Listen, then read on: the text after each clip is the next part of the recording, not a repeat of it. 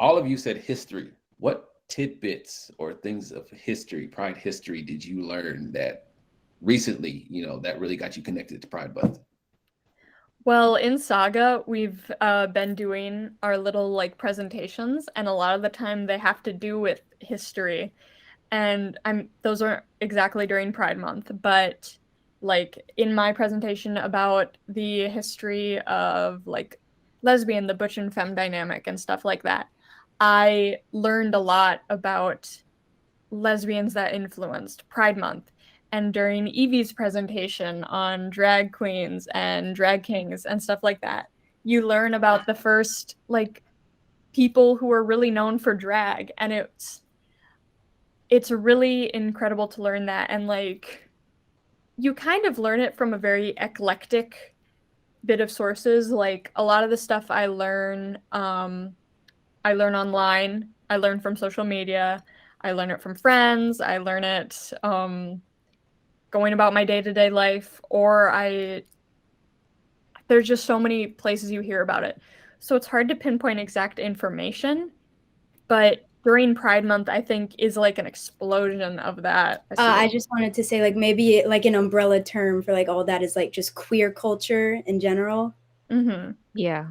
Queer has sort of evolved from it being used as a slur to much more of like an umbrella term for LGBT. Yeah, like I remember I was talking to my mom once and I said the word queer, and this was like after I'd come out and everything, and she was like, "Whoa. That's a derogatory word. That used to be like the worst word you could call someone." And I think learning about queer culture, um like for me, I learn it all year kind of, but during Pride Month, that's when everyone wants to learn about it. That's when everyone is posting like on Instagram and stuff when Pride Month is going on. Everyone's posting all the tidbits about history, like Marsha P. Johnson and all that stuff, and the people, Stonewall riots, the people who started Pride, all that stuff. It's very important to learn about that history. Yeah, it's really nice to learn about the history. Like, even like when I was younger, like I could tell I would support people like this, like everybody in the queer community, but I didn't even know what it was because there was so little talked about, even like when I was young. So, and Mhm. like history, like I mostly learned from like doing my own kind of research ever since like I kind of found out about it. And even before when I knew what it was, I remember like talking to a friend and we were talking about this one game we both liked. And I was like, "Hey, did you know this one character is bi?"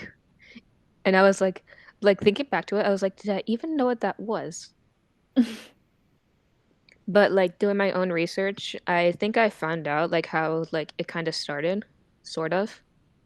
Where like and I also learned like some people in history who were also part of the queer community in general.